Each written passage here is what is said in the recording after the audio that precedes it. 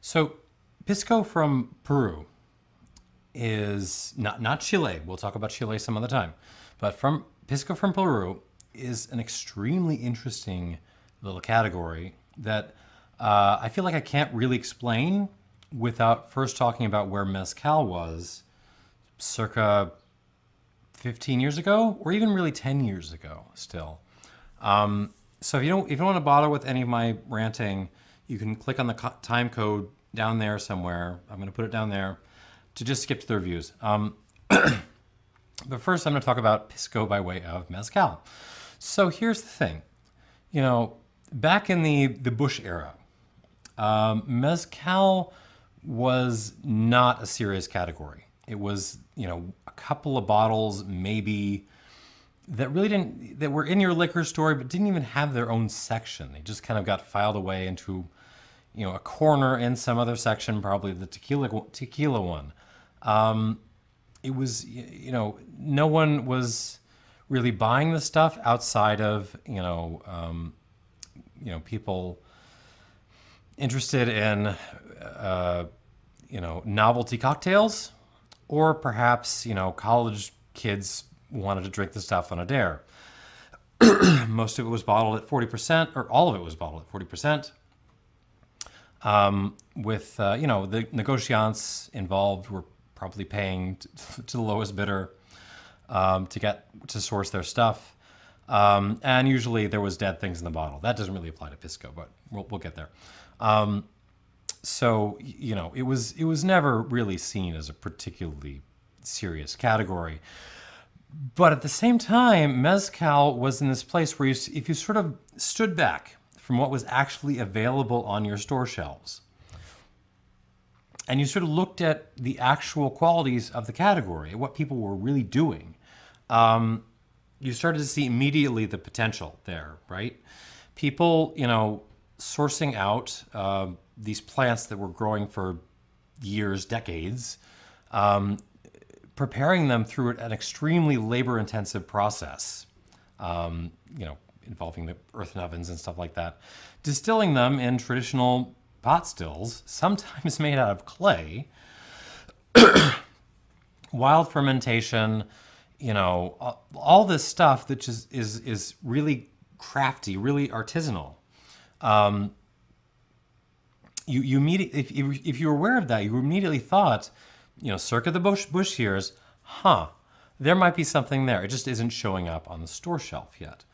And then if you were like me and you were sort of, exploring the trade expos, around the late year, into the turn of the Obama years, suddenly you might have stumbled in the midst of Scotch tables and rum tables and craft bourbon tables, you might have stumbled across the Del Maguey guys who were pouring, $70 bottles of mezcal, this category which, was mainly known for worms in bottles at the bottom of tequila shelves. And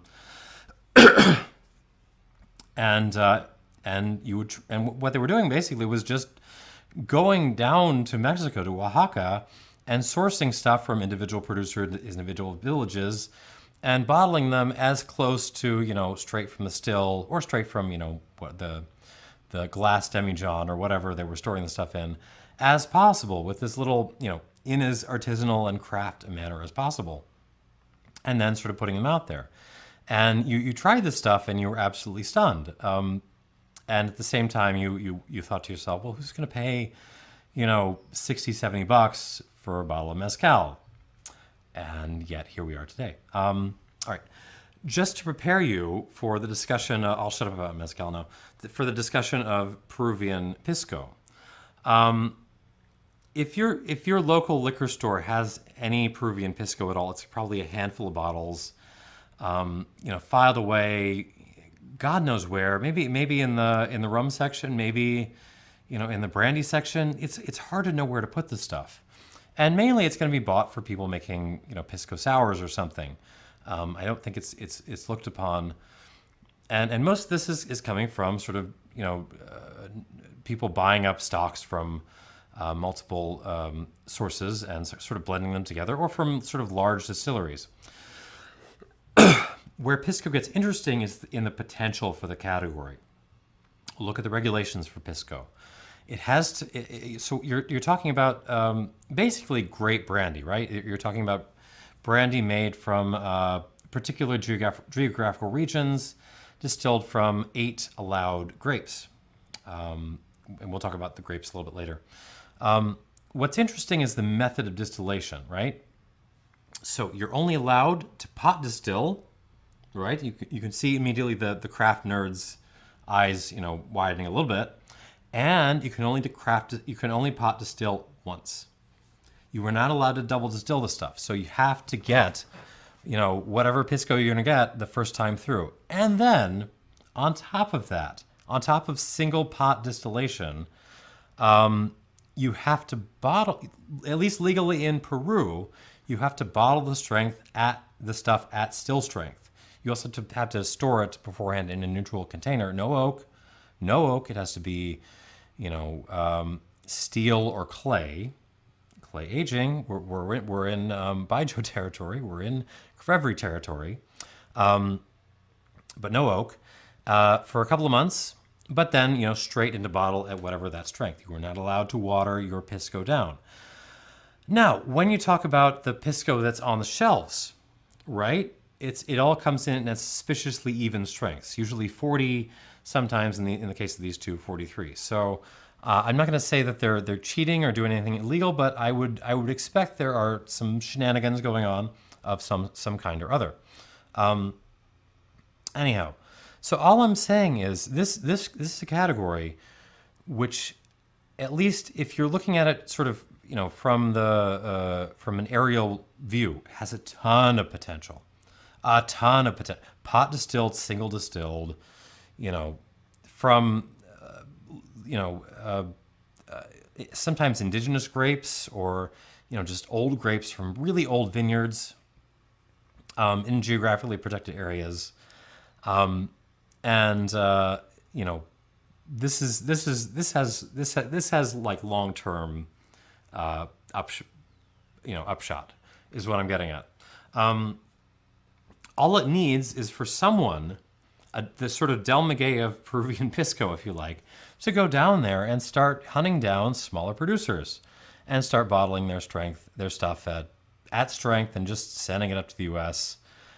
for us to pay lots of money for it. And I think that would be enough it would take a while, right? It'd have to filter through the nerds first, but you would start to see the ball would get rolling, I think, pretty fast. But right now, we're going to deal with what's actually available on the shelves and what's buyable. And we're going to talk about Barsol. We're going to talk about this little offering from Tacama. And we're going to talk about Caravedo, which is being brought in by the Porton folks, who are, I believe, probably the big player in Pisco at the moment. So a little word on the categories. So as I pour these. So Peru is interesting for a lot of different reasons. It does not really have much of a wine industry. You will see Peruvian wine sometimes. It is not particularly well regarded. And I think that's just because it's too nice a place for grapes to grow in a lot of ways. What I mean is, like, a lot of the great wine production areas of the world are areas where the grapes have to fight to survive, basically. If you're a grapevine growing in the rainforest, like you haven't made, man. So these grapes grow to unbelievably high sugar levels, which is why we're able to distill up to 40% or close to that in one go, right? Because the sugar level you're starting out with is so high.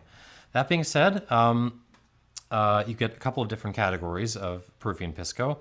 If it's just one grape variety, you call it a puro. That's a term that should be familiar to cigar fans. You call it a Peruvian puro, if you like. Quebranta is the one you'll see most often. I think that's like 80% of the Pisco grapes out there. Now, if it's a puro, but it also contains what are called the aromatic grapes. One of the aromatic grapes, including Moscato-derived varietals. Moscato is an awesome grape, by the way. It's totally underlooked. Or Albilla, like this. Italia Torrentelle. Those are the big ones. You get to call it an Aromatics. A blend is called an Acholado. So that's just, something made from a variety of grapes.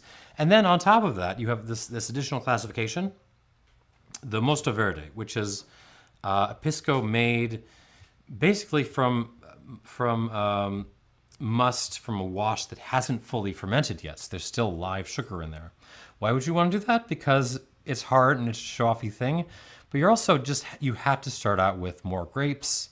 You're just getting more solids to start with before you start fermenting, right? It's just going to make a different style. That is generally the Mosta Verdes are the most expensive of these. All right, I am done blabbering. We're 11 minutes in, and I'm actually going to review these. All right, we're going to start with an Acholado from Barsol. This is from the San Isidro distillery. Where is this? I think it's in Lima, but correct me if I'm wrong. Bottled at 41.3% alcohol, so a nice uneven strength. And this is a blend composed of Quebranta, Italia, Torrentelle. So Quebranta supplemented by a few of the aromatic varietals. Probably bottled around 2020. I'm not really sure. There's no lot number on this. All right, and we're gonna stick our nose into it. And where Pisco is really, really fun is on the aromatics. This is extremely aromatic and sort of fruity floral. So lots of on this Barsol, lots of fresh flowers, some violets in there, but also other kind of mixed flowers. Peach, mango as well. Like a grapefruit zest, maybe? Something grapefruity. Oolong tea leaves, the leaves, not the tea. And a kind of a plastic smoke note, which reminds me of some rum agricoles. Actually, a lot about this reminds me of some rum agricoles that I like quite a lot. There's some orange peel in there as well. Not as much as the grapefruity stuff. Some like strawberry, but unripe strawberry. Kind of a honey note, orange blossom honey, maybe, but also like actual orange blossoms in there, and maybe like a little orange. What is that? Something kind of fresh squash, maybe? No, fresh cucumber actually. Nice. It's a nice nose. The fruit and the floral and the plastic note kind of thing is very fun and interesting. On the palate,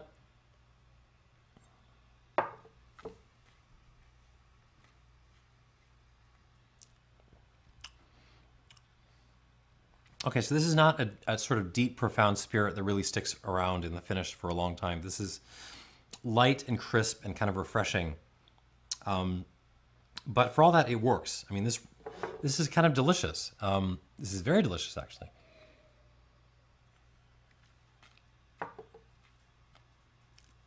And you can tell this is well made. Mango, again. Not so much peach, it's more mango. And then just like a floral assault accompanying the mango. So mango flanked by flowers.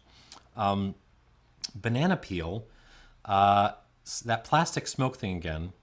Actually, a lot of plastic smoke, but nice. Nice plastic smoke.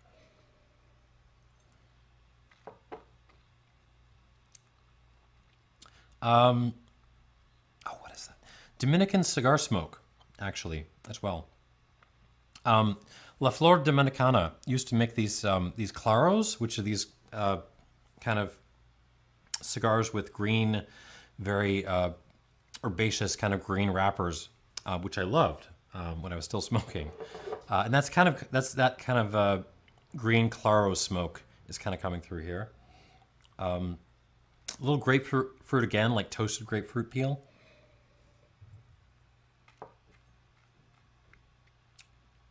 strawberry, pear, actually. There's some pear in here, like a pear cider.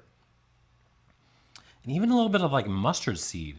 That's interesting. This is good. This is really good. It is not profound by any means. But you taste this and you immediately see the potential for, I mean, this is just like something you would find at on the bottom shelf of your local liquor store. You give someone a budget to go into Peru and find something, seriously good craft produced. When this is your starting point, I mean, look out for these guys. Look out for Peruvian Pisco in the next couple of years.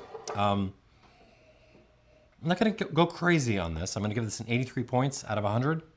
But I like this a lot. I think, I mean, you can mix with this all day long, but just sip it on its own on the porch on a, 85-degree day in Chicago, this is a winner. Yeah, I'm into this. I like this. Well done, Barsol. All right, moving on to the, I'm a little confused about the branding here. This is from the Tacama distillery. Tacama is the producer, but the series is actually called Demonio de los Andes, the demon of the Andes. I thought that was Yuma Sumac, actually, but moving on. And this is a puro, single varietal of Albilla, I guess it is, which is one of the aromatics. So this is an aromatic, although it is not marked as such on the label. I guess they thought the gringos wouldn't know. Anyhow, vineyard's more than 120 years old. Sounds pretty cool. Bottled at 43%, which is oddly even for something that should be bottled at still strength, but we'll go with it. All right. Probably bottled circa 2020. Let's see what we got here. Okay, on the nose, even more bonkers in a way. I mean, the degree of fruitiness on this is unreal. So this, okay, initially I'm getting sort of orange twist and cinnamon sticks of all things. It smells like a really good Moscato, like a Moscato d'Asti, exploded in my face. Moscato, so, can we footnote here? If you are not drinking Moscato, you should be. It's one of these grapes that is absolutely terrific, and I think kind of got a bad rap because it was, among the polite crowd, meaning the old white guys, because it was so much adopted by women and folks of color and younger folks and poorer folks. And whenever you see a sort of broader cultural decision being made about taste, don't always suspect there might be a little bit of good old-fashioned sexism and racism and classism and ageism involved in there. Moscato is awesome, and the people who go to their pool parties with, like, I don't know, Corton, Charlemagne, and $80 cabs bottled 2 years ago that taste like razor blades and purple, they are doing it wrong. The people who buy the $5 barefoot Moscato and bring it in, they are doing much better. It's really terrific when you go to sort of the Piedmonts, when some of the best winemakers in the world are making this stuff. But if you got $5 and you're spending it on Moscato, you're doing pretty well because Moscato is awesome. Anyways, moving on to this little Aromaticus, this Albilla from Tacama. Sorry about the rant. Yes, the cinnamon is just crazy on this. Honeysuckle, mango, again, less mango, more others. I mean, there's just a mix of fruits in here. Lavender, some other flowers too, but definitely lavender. Some like dessert cherry as well. Some dessert raspberry. It's really ripe. It's cleaner. It's not as smoky as the Barsol. It doesn't have the same range of flavors, but it's more intense in what it's doing, and I'm enjoying it very much. On the palate,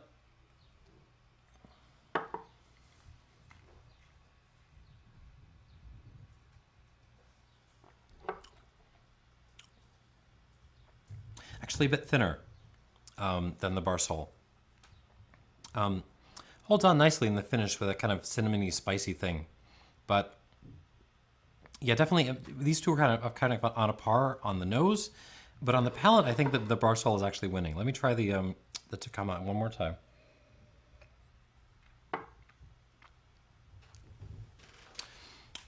Cinnamon stick, Darjeeling tea, strawberries, both ripe and unripe strawberries. Some I feel like I'm drinking Febreze a little bit. You know, where I picked the thing up and I just went in my mouth. Honeysuckle again, that kind of mustardy note, and there's a little bit of a plastic note, but it's not smoky. It's just like I'm chewing on fresh plastic or something, but nice.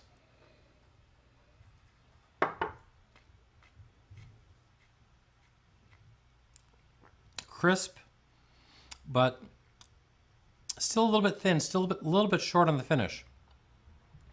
Nice, but you know, it's not winning me over as much as the Barsol was. It is winning me over on the aromatics. I really like the nose on this. But just comes across as a hair bit simpler, especially on the palate. I would give this an 82 out of 100.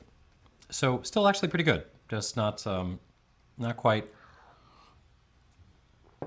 up there with the current leader of the competition.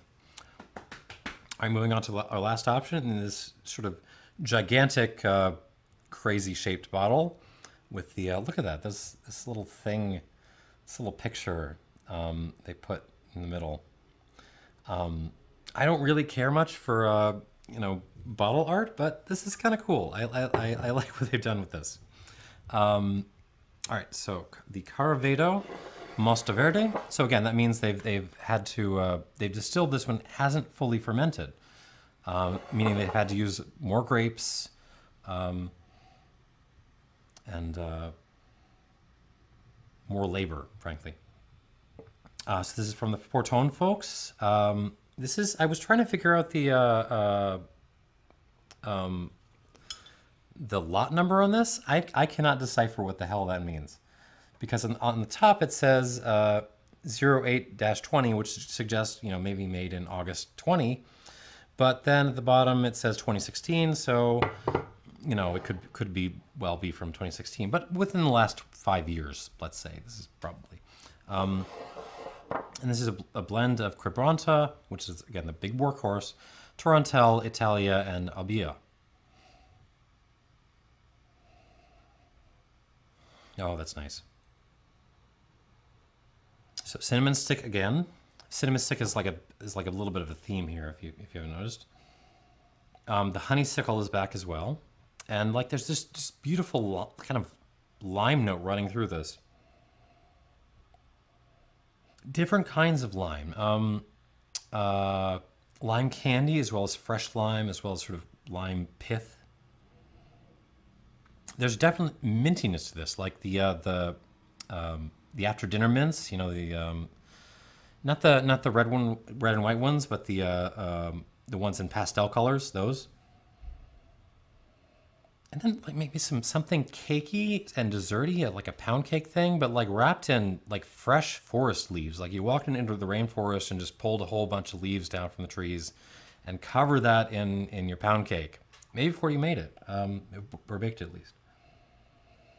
The Claro cigar smoke thing again. There's a little bit of pool water, but nice. Melon.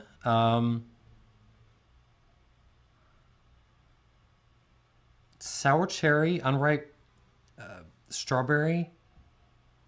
Even a little bit of like a black currant and red currant too, as long as I'm at it. Extremely fruity, extremely aromatic. All of these are sort of, you know, winning it for me on the aromatics. On the palate,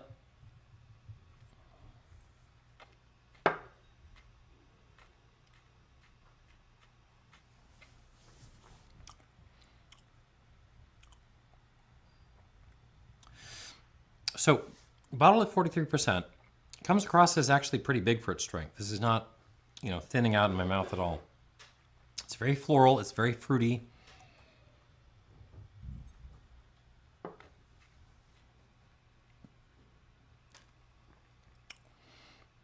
very minty as well. So you're getting a mix of the red and white mints with the pastel mints here. And also a little bit of like fresh mint leaves. Mango and peach again. The forest leaf note too is right back there. Not the cakey note. The cakey note is not here on the palate. Strawberry. What is that? I'm getting a little bit of Moscato from Asti, the good stuff. But weirdly enough, I'm also getting some Muscatel from like Loire Valley, which is a totally different grape. So, you know, melon, big ripe melon, white pepper, herbal tea, lots of little things going on. And yes, the cinnamon notes are definitely there.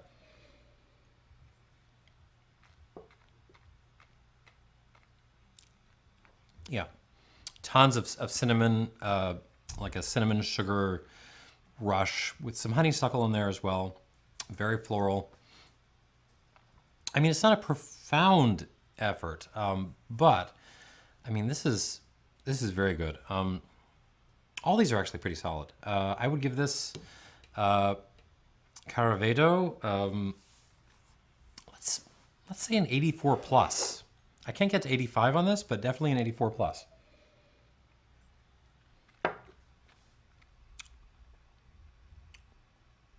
Yeah. I like these a lot. So, you know, I mean, I started this video kind of warning you that maybe Pisco wasn't totally ready for prime time yet. But actually having reviewed these bottles, I'm wondering if I need to kind of reel that back a little bit. These are actually probably worth buying right now. These are competitive at their price points kind of right now. I think you will be able to do better in the category of Peruvian Pisco in the future. But dang, like, you know, again, give me one of these with a glass of, like, you know, in a glass with some ice to sip on a hot summer day, and damn, I'm going to be happy forever. Yeah, I'm impressed. This is the category that you should be watching. It really is. So Barsol gets 83, did I say? The Tacama gets an 82, and the Caravedo gets an 84 plus. Very solid. I don't think the category has reached its potential yet, but considering the scoring I'm already giving this, that's to say I think the potential is very high indeed. All right, thanks for watching. And watch, again, watch out for this category. Hope this is informative, and whoop, don't knock that over. And cheers.